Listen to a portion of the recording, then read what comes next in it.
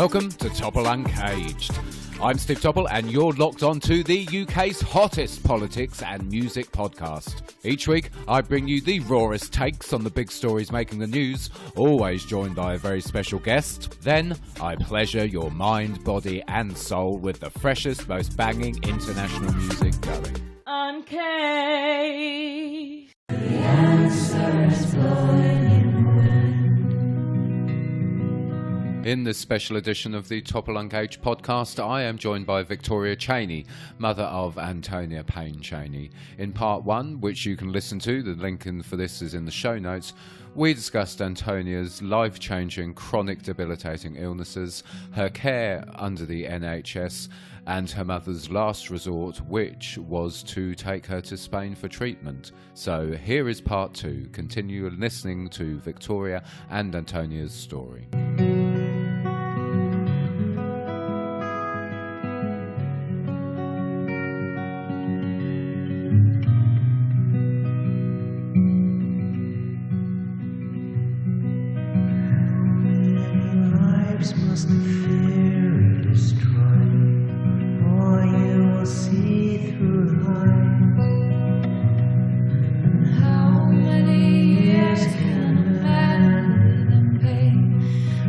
Haven't said, of course, is that I'm speaking to you and you're in Barcelona again, aren't you? Because Antonia was going back to see Dr. Gillette, follow-up appointment, and desperately sad situation. She essentially collapsed on the plane, didn't she? And you're now in Barcelona as we speak, in the Barcelona intensive care unit, because she's again so ill. But the culmination, I suppose, Victoria, of all this is now this point, because all the years of dismissal and the years of abuse and the years of neglect and medical negligence has now culminated in the fact that Antonia and you are in Barcelona. She's critically ill, but the only option you have to come back to this country is to go back to the John Radcliffe Hospital, because they put essentially a red flag on your file, saying that she can't really go anywhere else apart from, I think they've given you two other options, haven't they? I mean, what is going on now? Well,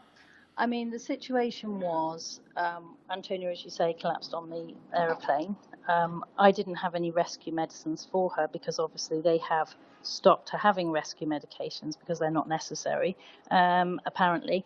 And, you know, I didn't have the things that I would usually have had for the last 7 years looking after Antonia.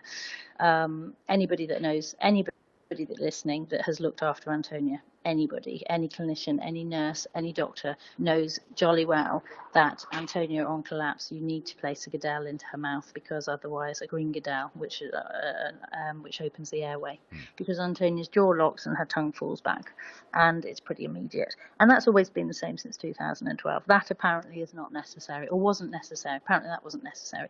There wasn't a necessity for the rescue medications. And so we were travelling to Barcelona. We've been in this situation at home, actually. It's just the same situation as we've been in for the past year, because bear in mind, we were in Oxford Hospital last August and were discharged in September and haven't gone back there since October, and have been under many other hospitals and specialists who she sees in London.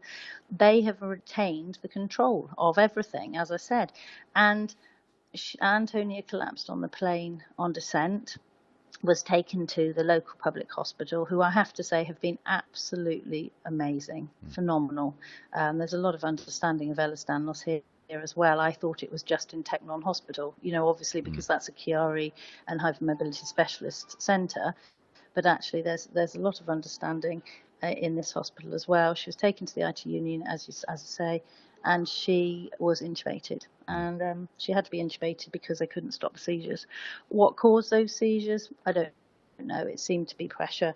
It was a descent coming down, and it was literally, she collapsed as we were going down, fell forward, and then went into it having a seizure. She was brought out of intubation the next day, and unfortunately, after a few hours, 6 hours, she was chatting away and then suddenly started seizing again, and her jaw locked. And they weren't able to get an airway because they didn't have any access down her nasal passage. She doesn't have any access. And I was there. It was very, very, very, very serious situation in ITU, and they had to intubate her. They managed to intubate her again, and she remained intubated.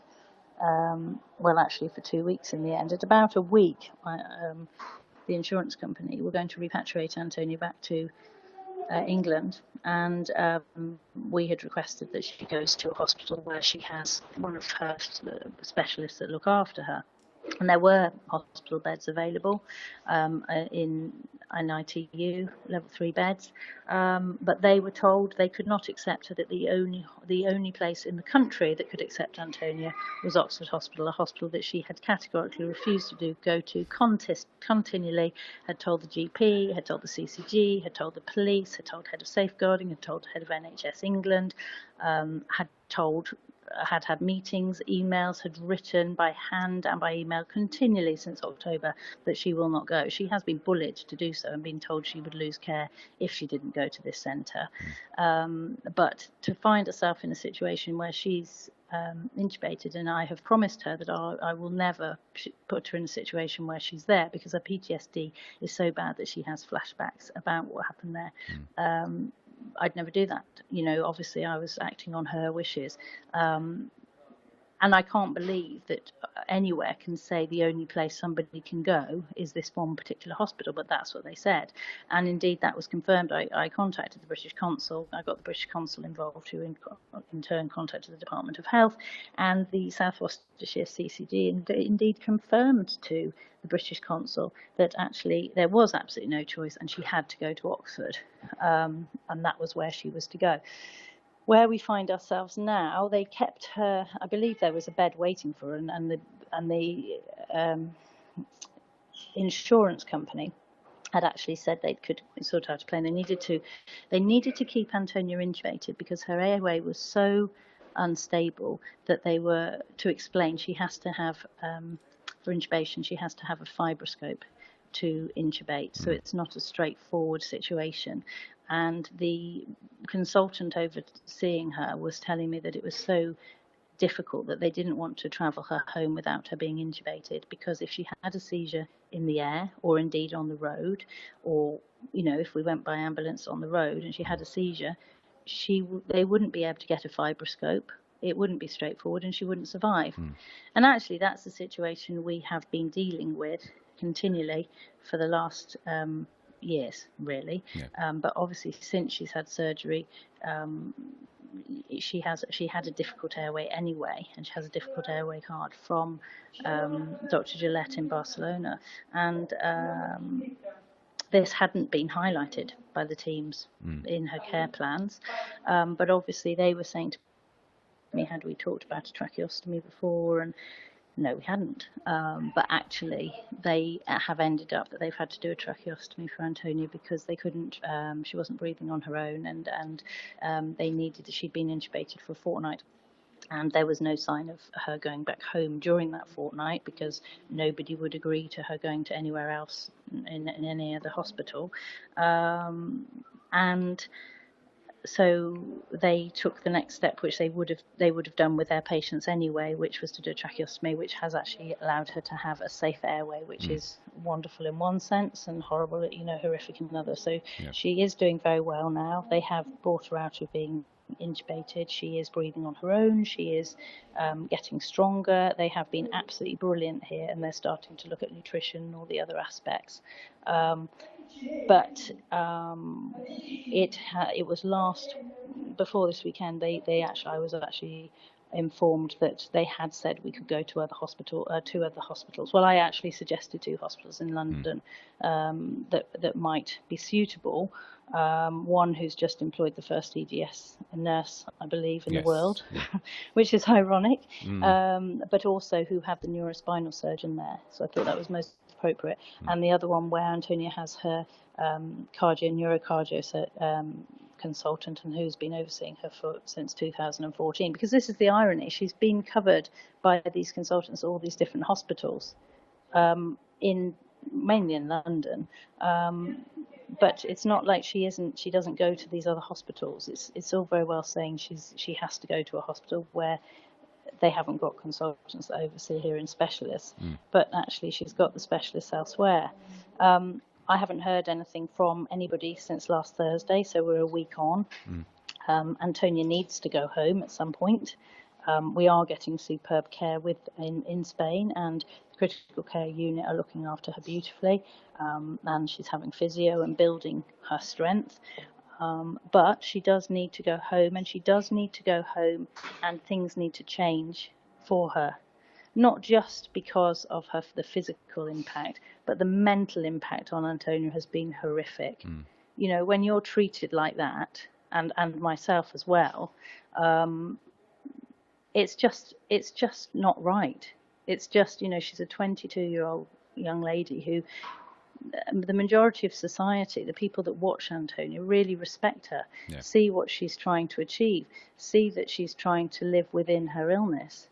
You've got a situation where the Saturday before we were in Barcelona where she was intubated. On the Friday, she had become national champion for cheerleading, for para stunt cheerleading. And she's worked really, really hard at getting back to some sort of sport and has been amazing. And people have looked at that and gone, wow, how can she do that if she's so poorly? And then on the Saturday had gone down to beach for the first time in 7 years with her teammates, and she wanted to put her feet into the water, and they helped her walk to the water. And then she collapsed on the beach and was taken to the hospital. Whereupon they stopped her seizure, and they rang the local hospital who said, oh, don't worry, it's fabricated and induced illness. So this is what we're dealing with, you know. And 4 days later, my question is she's been intubated, she's got a tracheostomy now. You know, the experts that have been dealing with her, are they wrong? No, exactly. I mean, it's just mind-blowing. I mean, so I know what hospitals you've obviously been offered, and you're quite right when you say there are people in both these hospitals which are experts in their fields in relation to a lot of what Antonia is living with, and who obviously you know anyway, which would be ideal. I mean, but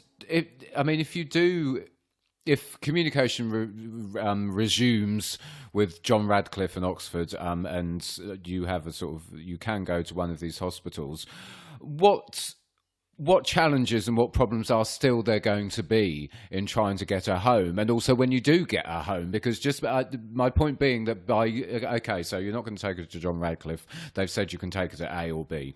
If you take her to A or B, that's not a permanent measure, though. Still, is it? Obviously.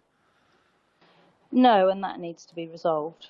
I would hope that the NHS would find compassion and look at what's happening for the benefit of Antonia.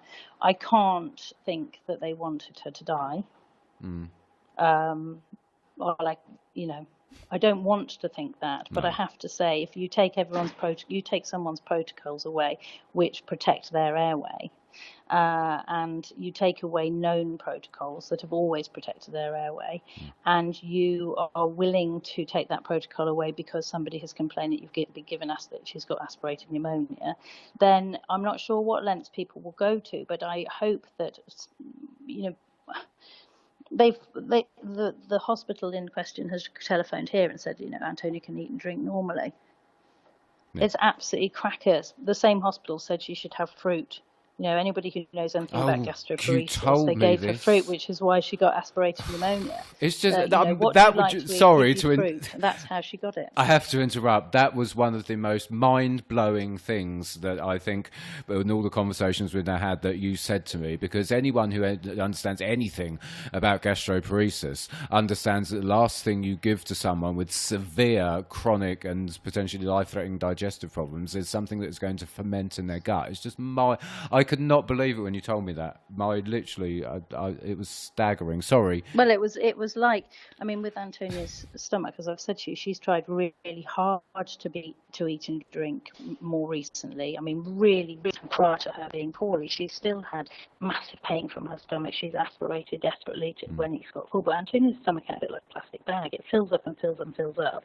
And then if you leave it and you clamp it, which, you know, they were saying, you know, must clamp it, you mustn't aspirate. Actually, what you must do is try and have as much as you can, and then she's always had to aspirate before it explodes. This was like building hooch. Yeah. You know, it was just fermenting, and then literally she was sick, and which she said would happen.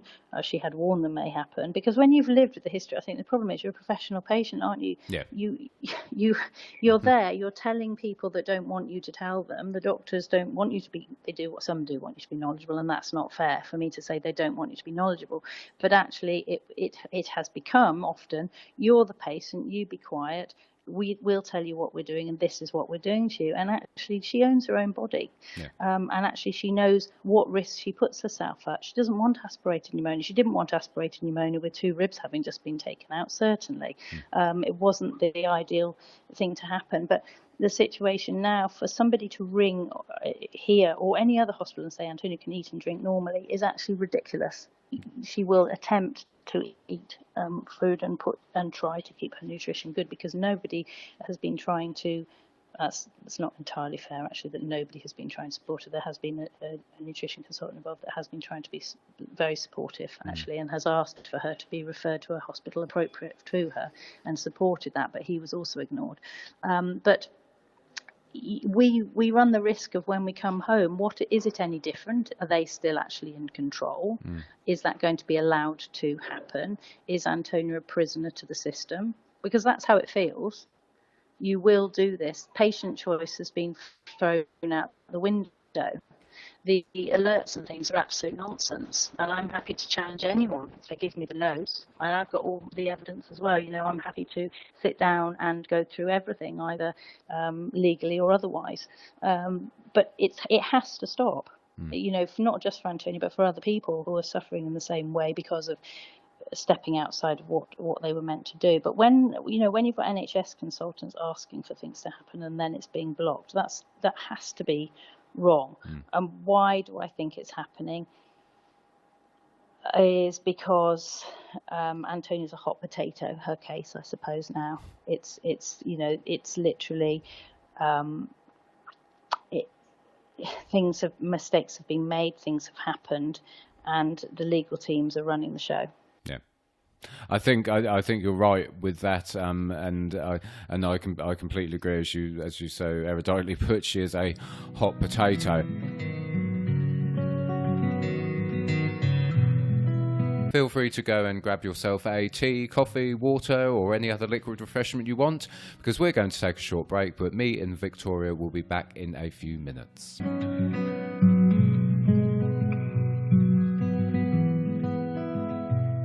I think it's hard for me with my suspicious brain, because I do have a suspicious brain about most things. It's hard for me to also think there's not something deeper going on here, because this is not the first time I've heard a story like this. I've heard it so many times now, and it's almost as if everything surrounding Ehlers-Danlos, because of the implications with regards to the cervical junction, it's almost as if there is a concerted, systematic effort to sort of neutralise patients almost who are pushing the frontiers, if you like, of mainstream NHS medical knowledge in this country. And I think a lot of it, unfortunately, comes back down to money, because, for example, to be able to diagnose craniocervical anteaxial instability, you have to have an upright MRI scan. It can't be done via normal MRI. And these machines cost, I don't know how much actually, but there must be hundreds of thousands of pounds. There's only,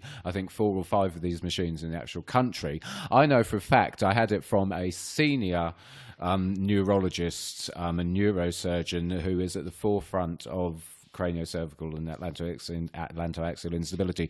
He told me that him and a group of neurosurgeons approached the government in 2011 telling them that they needed to get upright MRI centres across the NHS because of the number of CCI-AAI cases that were coming, and the government ignored them completely. I think there's elements of cost involved. I think there's elements of negligence involved, in terms of that there are so many people living with Ehlers-Danlos who are also misdiagnosed in the first place with other illnesses like Yeah. fibromyalgia that haven't even got an EDS diagnosis, let alone a CCIAI diagnosis. I think there's a huge can of worms involved with connective tissue orders, and I think the system within the NHS and other government agencies are so aware of this that Antonia is one hot potato of a full tray of scorching roasted potatoes, which they're desperately trying to pour water over, in my opinion. Oh, no, I'd agree. I think there's a much bigger picture going on. I don't understand it. I don't,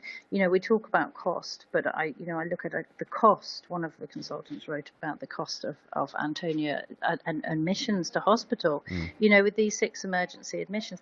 Antonia was in hospital for 3.5 years in tertiary centres in the main. The cost of that in itself, and these patients that have the symptomology that happens as a result of CCIASI, brain compression, spinal fusion, of tethered cord, etc.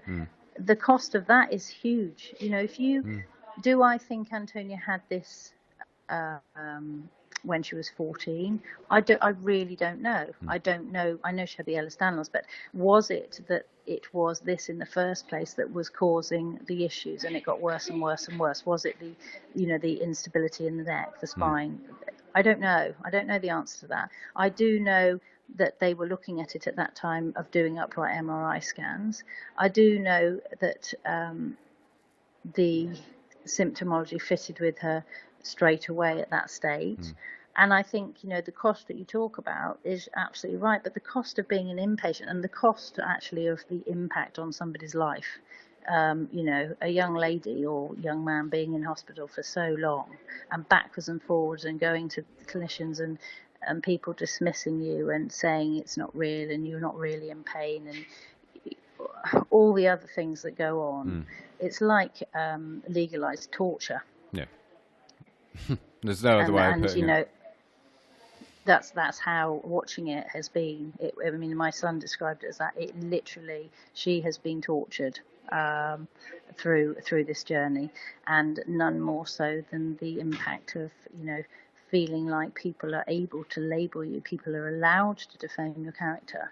One thing I say is Antonia's absolutely amazing as a young lady that keeps bouncing back from all the things she has to deal with and keeps striving forward to want to achieve, want to take up her place in society, want to work. What does she want? What would she say she really wants? She wants to be able to go back to her home, go and do her cheerleading, be as well as possible, to have her symptoms managed in a way she knows have worked without somebody telling her what does or doesn't work when they haven't lived that life. And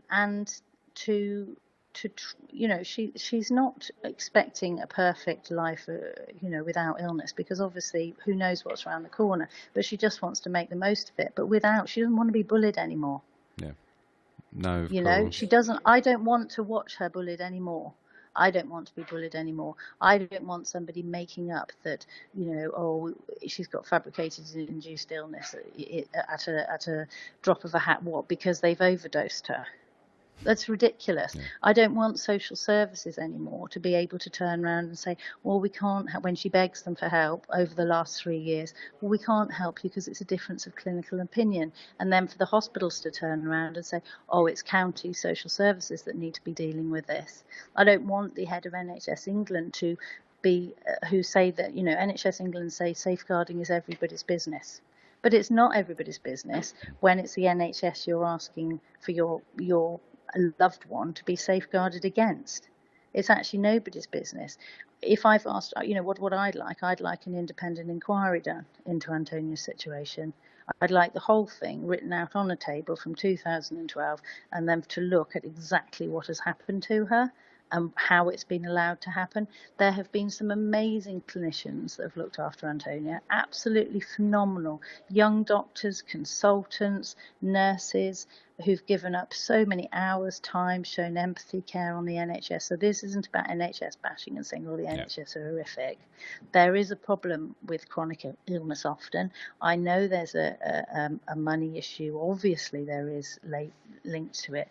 But at what point did the NHS stop caring? And that isn't, it's ridiculous to think that she feels she's being abused by the very people that should be caring for her. And it isn't. That's not in her head. I've witnessed the things. I've been there. And I know they don't want me to be there. I know they don't want me to be her carer. I know they don't want me in hospital, because then I see what happens. And I've been in a very fortunate, I guess, position of being on a fly on the wall. So I've seen the good and the bad.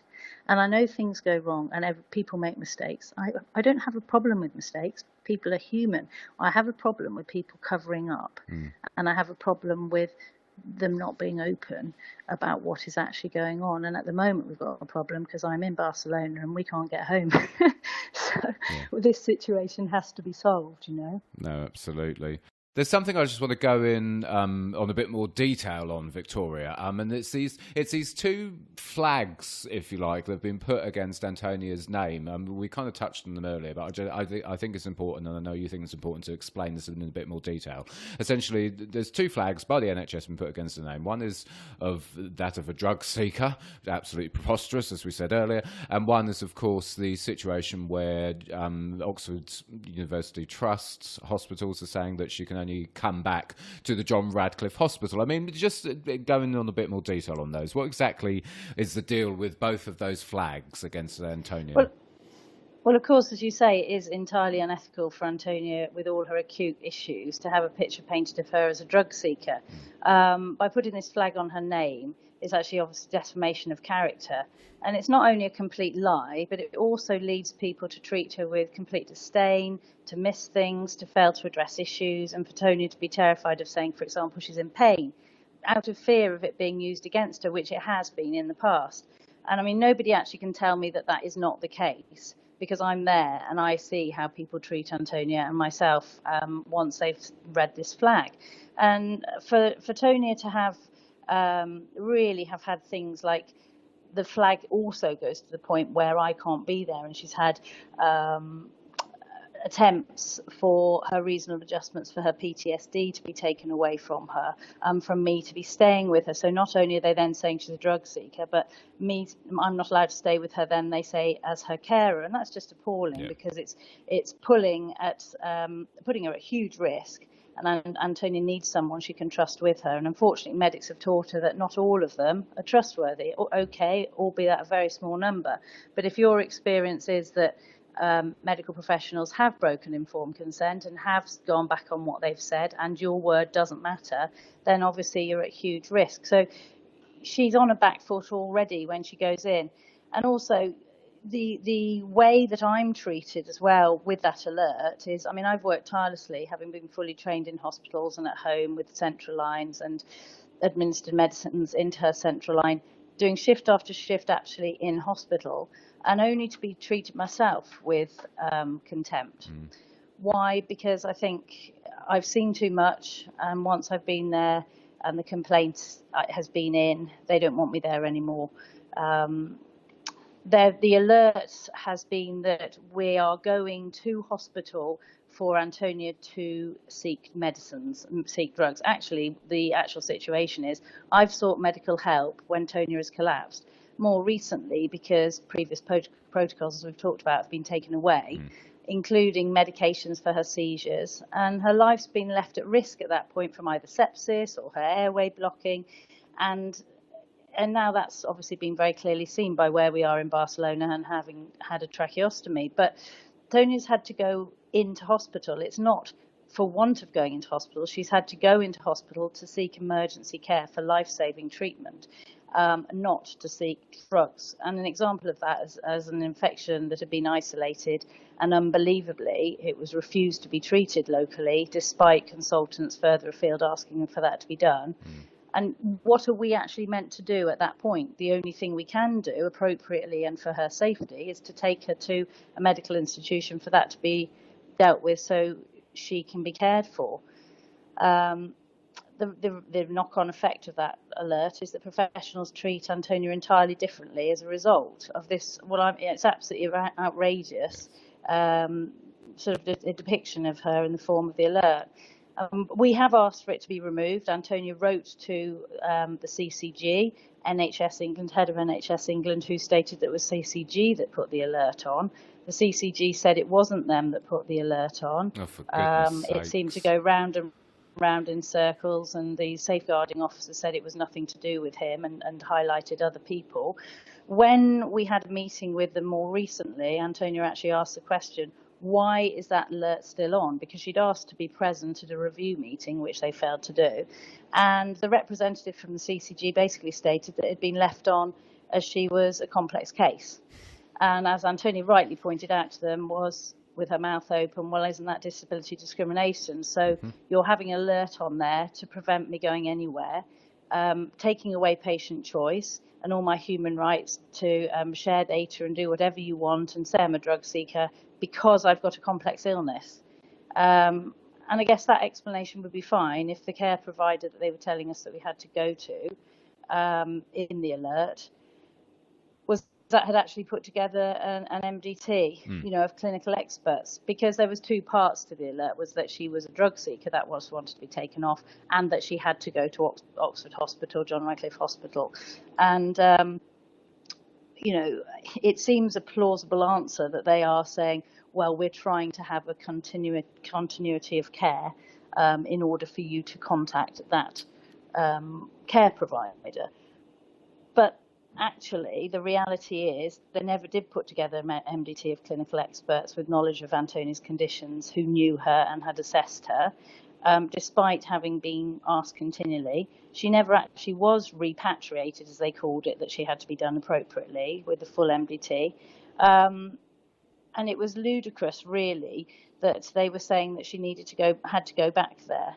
It would, the alert saying she's going into hospital seeking drugs would have been the same as in the present situation would be saying when Antonia collapsed on the plane and was taken by paramedics to the local hospital, it would be like saying that she was going to the hospital there because she was seeking drugs. That's the same as it was in England. And that was happening in England before, because actually at a previous tertiary centre in November when she'd been intubated, that's exactly what was said. The alert was actually put more on me. They tried to say that I had said that Antonia was on IV medications, which was ridiculous because she didn't have a central line at the time, so she couldn't have possibly been on IV medications.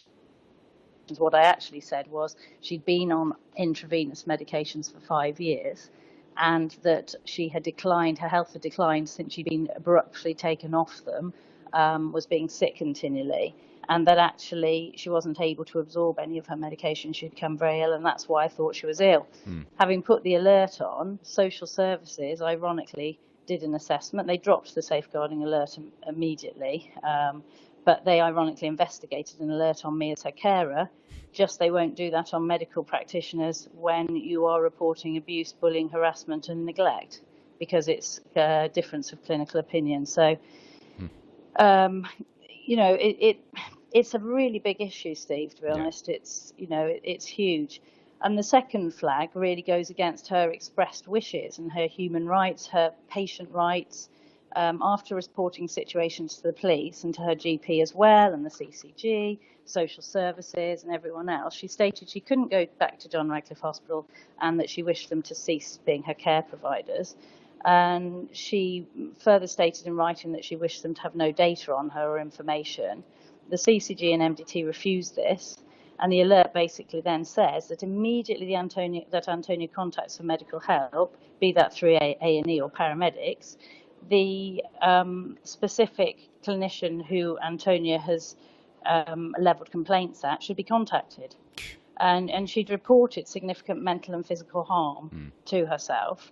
And the answer for the trust of that is that most recently this was again for consistency in complex case, and that's why they had put that on. That was a couple of weeks ago. They wrote that to me. But what it actually amounts to is having had prevention of any access to other assessment centres. She's under 3 other experts, NHS consultants across the country, at other tertiary centres, so it doesn't make sense. It has to be there. And she's had requests from 3 other NHS clinicians for alternative provisions, people that we've had to go to privately who've highlighted the need for her to have urgent NHS referral to themselves at appropriate centres. So it doesn't make sense for that centre to be the person, John Radcliffe Hospital, to be the place that's controlling her. And the other major thing is, and I'm not sure if listeners understand wholly the effect and impact of post-traumatic stress disorder. I certainly didn't, and probably don't now because I'm not suffering from it. But if every time you seek medical help, you're confronted by, unknowingly, a caring medical professional speaking words that we're contacting this particular person, this particular trust, that will immediately terrify you and trigger your PTSD, you can't escape that professional. Even when you're in Spain, actually, it seems, because they follow you everywhere, dictate your care, prevent you from doing anything, share wrong medical information, and then put you at major risk. You're actually living in a living nightmare, really. And I think it's institutional bullying. I mean, that's how I've sort of phrased it, but it's institutional bullying at its worst. And so that is what the alerts amount to, really. They may seem straightforward, they may seem simple. The first one of her being a drug seeker is a complete and utter lie, and it doesn't stand up at all. And the second one is just cruel and also ineffectual in getting her the best outcomes for her care. No, absolutely, and do you know what, you touched on a really important point there, which this is for another show. But there's a lot to be said, and there's very little recognition of PTSD in terms of the medical profession and people living with that after having appalling care. I'm sure Nicola won't mind me saying that she was told by a lawyer many years ago after she was sectioned under the Mental Health Act because she was saying she was unwell and no one was helping her. They sectioned her because they thought she was fabricating it. That the lawyer she saw immediately said to her, I think you've got post-traumatic stress disorder from the abuse that you've received from medical professions and government agencies. And that, like I say, is for another podcast, but I think there's a whole issue there which is very, very underreported, I have to say. Yeah, absolutely. And it's such a difficult condition to deal with. Antonia's had people say to her, well, you can't have post-traumatic stress disorder. This is in hospital because you haven't been to war. That's a nonsense. There is a complete lack of understanding, and actually how disabling post-traumatic stress disorder is in itself. It actually isn't post-traumatic stress disorder. It's traumatic stress disorder because you are revisiting the trauma every time that somebody behaves like that towards you. But when it's diagnosed as a result of hospital stress, then what is asked for is for the institutions to recognise and put in reasonable adjustments. To take away those reasonable adjustments is actually illegal, obviously. Yeah. You're not supposed to do it, but that doesn't help at the time when you're having arguments about what is and what isn't. So, I think... how do you keep going? Because I know, sitting here now... If you do need to have a break at this point in the episode, then now's the time to do it, because me and Victoria will be back with some more chat in just a few minutes.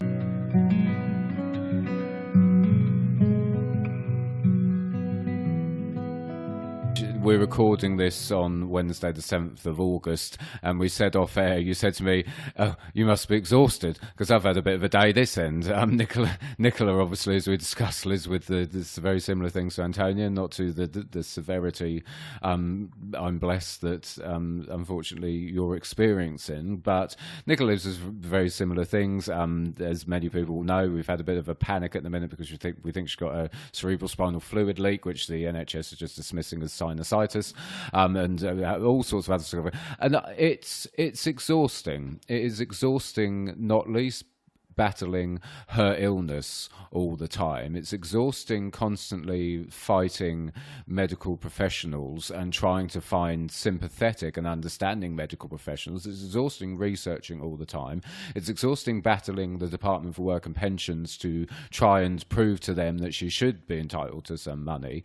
And Nicola, as I say, we're blessed by the fact that we're in our home and she's not comatose in a hospital in some respects. complex. I mean, how have you kept going? Because the story is it's horrific, and the thing is, it's more horrific for me because I can completely see this situation. I can completely understand this situation, and I know Nicola is one car accident away from being in that position.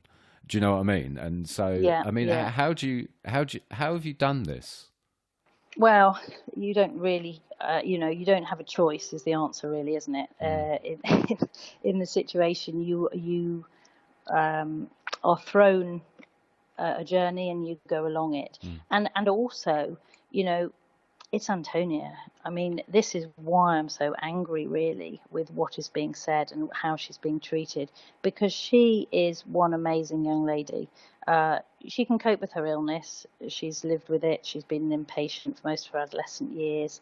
She can cope with battling decline and fighting sepsis time and time again and jumping back. She's got something in her, Antonia, which is a spirit which baffles me. You know, I mean, she's come out of this with a tracheostomy. I was really worried when she was having her tracheostomy, because we discuss everything, but we hadn't discussed a tracheostomy. Now, I didn't have a choice for her to have a tracheostomy, you understand, because it was the clinicians that made that choice, but they talked to me and they wanted me to consent for it, etc. And I was really worried, and as she does, she sort of came out of being intubated, and I talked to her about it, and she was, that's okay, you know, it was the next thing she'd got to deal with, and she's dealing with not being able to speak at the moment, and she's doing it with a great big smile on her face, because people are being kind to her, and there's empathy, and you know, she's that she doesn't feel anybody's having a go at her or whatever. She springs back, and she wants to live, and you know, she's my daughter, and I will do whatever I have to do for my children in order to try and keep them safe. That's what we're meant to do, isn't it? Family and loved ones, but also it's what you want to do, but it's not easy.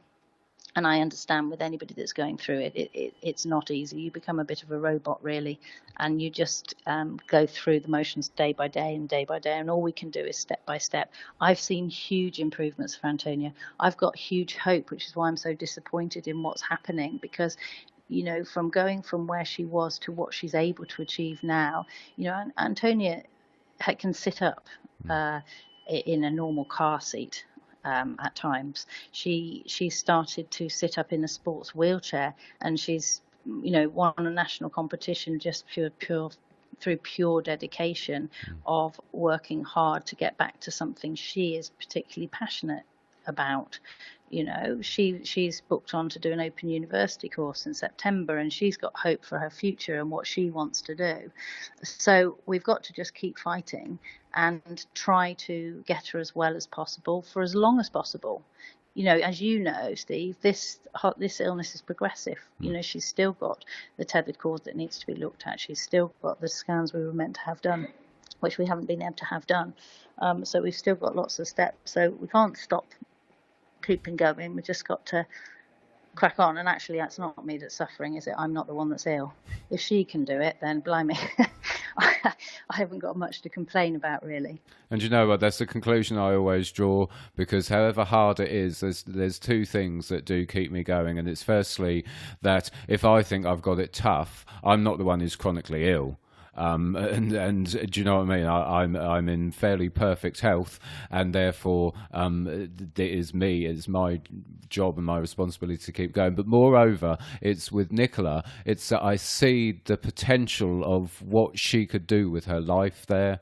I see exactly who she could be and what she could give to the world, and what the world could get from her benefit as being a fully functioning, in as best health as possible human being. I see so much potential in her, and that's what keeps me going, that fight to know that I will, together with you, get you to the point where you can start living your life to the full potential, not have any more of this shit ever again. And that's what keeps me going. Well, I think that's right, and I think that, you know, if more people felt confident to fight the system, you know, there's a huge terror out there as well, Steve, isn't there? That people will not confront because I've touched on it. You know, you complain, you lose care, and you do, and I don't care what anybody says to me. They say, oh, no, complaints are taken in a positive way and we want to better ourselves. No, when I've complained, we have been treated like a piece of dirt, and that's it. That's the bottom line. And so, you know, I've spoken to lots of people who've had surgery or whatever, and they are terrified to complain because what little care they've got, they don't want to lose that. And it shouldn't be like that. You know, I know it's a challenge to help people who've got an illness which is misunderstood or misdiagnosed or not understood at all. But actually, you know, maybe everyone has to come together and shout a little bit. I don't know. Yeah. I mean, I don't know what me standing up now will do. You know, what will that do? What do I want to happen? I'd like us to have a passage back where, you know, we're in Barcelona now. We've been here 4 weeks. Will they follow what this team here have said? If is what happened last year happens, I mean, they said they wouldn't follow the private hospital. Will they not follow this because this is a hospital in Barcelona? Yes, it's public, but it's Barcelona. Do they have to follow what they've said? Potentially not. That's what we could be facing, coming back and saying, right, well, that was a load of rubbish, so now we'll start back where you were. Yeah. No, absolutely. You're back in England. You know, that's exactly what we were told last year. We were literally told, well, you're back in England now, so you'll follow our care plan. Yeah. And that was how it was. So, you know, that's frightening, isn't it? It is very, very frightening. I mean, we've touched on so much, and I think we could have probably, we've chatted for a long time anyway. We've probably could have gone on for hours more with this. I mean, just to kind of sum up, really, because as we've pointed out throughout this is about Antonia, and it's about you, and it's about the unnecessary and totally unwarranted battles you've had to fight just to get the care and support your daughter should be entitled to anyway. But Antonia is one of potentially, in my opinion, thousands and thousands and thousands, hundreds of thousands maybe, of people in this country who are living with these conditions, who sometimes don't even know it, and or other times know it but cannot get the support they need. I mean, how are we going to start ending this? Firstly, there's a stigma surrounding chronic illnesses like Ehlers-Danlos syndrome that a lot of the time it's in people's heads. It's not real. They look fine. When we see them walking to the shop, there's nothing wrong with them, blah, blah, blah. How do we begin to end this and get more of an understanding, especially within the medical profession, of just how serious these illnesses are? What in your mind is the first step when you've got Antonia home and when her correct care plan's in place and when she's well on the mend and when she's fighting fit and when she's ready to stand by your side and fight with you on this? What's the first thing that needs to be done, do you think? Okay, yes. So I think one of the keys will be for people to be following what Baroness Nicola Blackwood talked about when she made her announcement earlier this year, that with the Genomes Project and dealings with rare diseases, that an expert would be allocated to each patient in order that they had somebody overseeing them who was expert. So you couldn't fall into this position where you actually are dealing with people who haven't got any understanding whatsoever, but also that then are they then going to oversee with all the other experts as well? Your challenge will be then, does the CCG, the commissioning group, the funds behind it agree with that, or are they going to still say it's all best served locally? That'll all have to tie together. I don't know politically how that's been done, but it seems to me that with the situation with Antonia, she had experts overseeing, and then along the line it went back to local, and then somehow that expertise is allowed to be peeled away.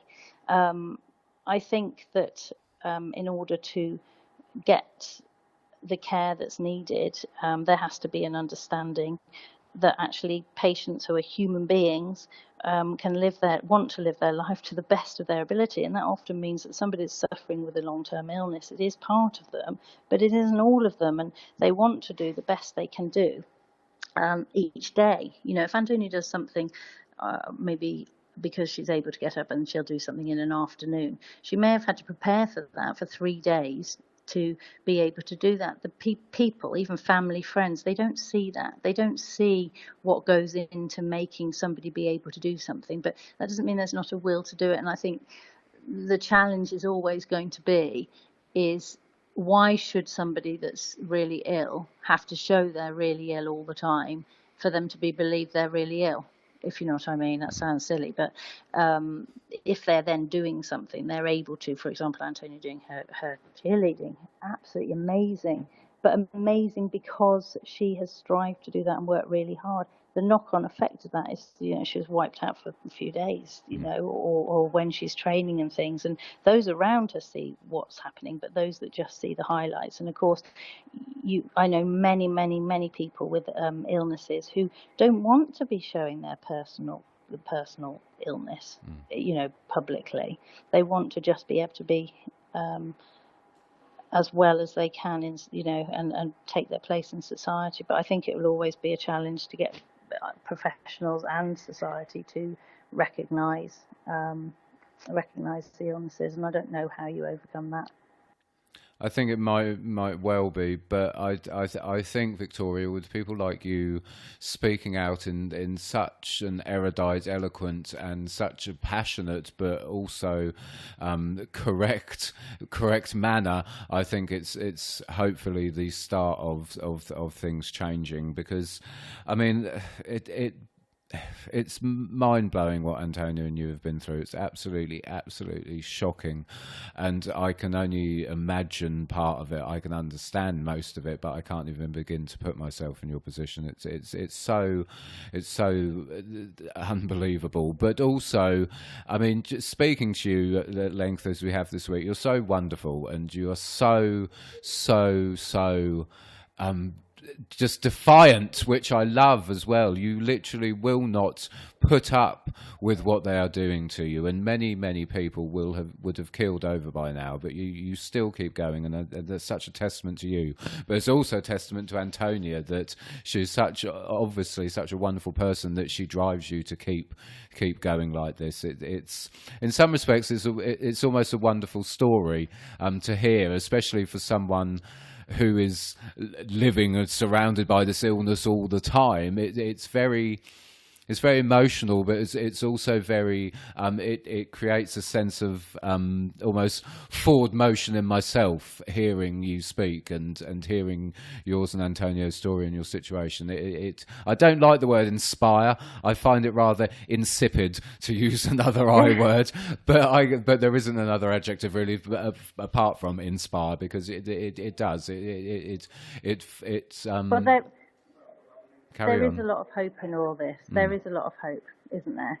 I always reflect, and maybe this isn't the right thing to say, I don't know, but, illnesses through the years have been misunderstood. It's like people will say, oh, well, it can't be seizures because it's not epilepsy. Well, epilepsy was given its name as seizure because they believed people were seized by the devil originally, didn't they? Yes. So, actually, we've come a long way since then. We've come a long way since an understanding of MS, and all the other things that were put down to being irrelevant or not being accepted. And so we're very early in the stages, aren't we, of understanding of this particular illness. And so I have no issue with clinicians not getting it. And I just hope that by them opening their ears, really, opening their eyes and listening to patients, I would hope that they would start to listen. I would love somebody to take Antonia's case, maybe Baroness Nicola Blackwood, take Antonia's case as part of the Genomes project, but as part of looking at the rare diseases, how to deal with it, and looking at the mistakes that perhaps have been made in her case. I'm sure everybody went into the NHS and went into caring profession because they care originally. Delighted at that as an outcome. No, absolutely. I think that's a brilliant summing up of the situation, and I think that's what what we can hope for in the sort of medium to long term. Absolutely. I mean, Victoria, I wish you all the best. I know we'll be speaking tomorrow, I'm sure anyway, about various things, and I would love you officially to come back on in maybe sort of towards the end of this year to give listeners and myself an update of what's gone on since we've spoken now with Antonia and where she's at and how things are progressing. So that would be brilliant. Well, actually, let's hope she'll be able to do that herself. Oh, wow. Well, there we go. And, you know, I was concerned about this because I want to represent her views in the right way, you know, and actually she said, oh, it'll be fine. But it's hard, isn't it, when, when it is. Not able to talk to you. It is very, very difficult. That would be even better. There we go. At the end of the year, Antonia can come on as well, and we can have another chat and another update. But Victoria, you're amazing. Thank you so much for taking the time to speak to me, because I know how difficult things are for you at the minute. So I do really, really appreciate it. And please give mine and Nicola's love to Antonia, and Nicola and myself send our love to you as well. Victoria, thank you so much for coming on the podcast. Will do. Thank you. Thanks so much. Take care. Thank you. The answer is blowing in wind. I really must once again extend my thanks to Victoria Cheney. That was an absolutely incredible episode of this podcast. Much love to Antonia as well. I'm recording this just after doing the interview, and I am still lost for words. It is such a staggering story, but much love to both of them. Details of Antonia and Victoria's story will be in the show notes, as will all the links to their social media. You can find out more about Ehlers-Danlos syndromes, craniocervical and atlantoaxial instabilities as well. As always, I'd like to thank the people that made this podcast possible. Nicola Jeffrey, my gorgeous girlfriend. Make sure you follow her on Twitter. It's at Nicola C. Jeffrey. My sound engineer, the fantastic Gav Pause. Follow him on Twitter. It's at Pause with a Z Radio. And my in-house singer, who does all my vocal work for me, it's Ray Star Music. You can follow her on Twitter. It's at Ray_Scar113. Thank you to the Canary for uncaging me and for allowing me to do these podcasts. I will see you again very soon. Before he will wither and die. It's not how many voices must scream from the dark before you take heed of our cry. Uncanny.